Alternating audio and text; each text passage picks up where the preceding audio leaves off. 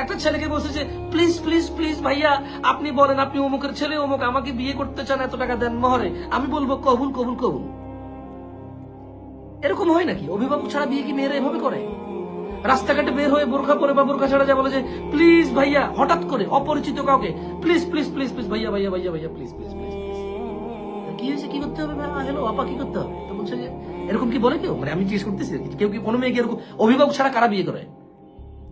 অপরিচিত ছেলেকে বিয়ে করে সে, তো তার এই পরিচয় কি তার জায়েজ কিনা? আর যারা মানুষের মেয়ে ভাগিয়ে নিয়ে বিয়ে করে পালায়া, ও কত বড় কাপুরুষ, ওর বাপকে দিয়ে এটা বিয়ের প্রস্তাব পাঠাতে পারে না, কত বড় বোকা মেয়ে।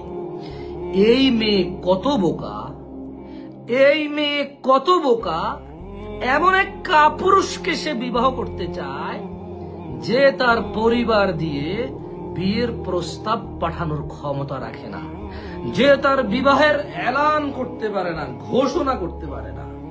এত অপারক একটা ছেলেকেও কি কোনো মেয়ে পছন্দ করে?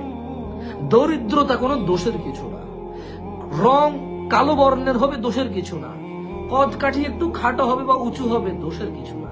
কিন্তু এমন কাপুরুষকে কি কেউ বিয়ে করতে চায় যে কাপুরুষ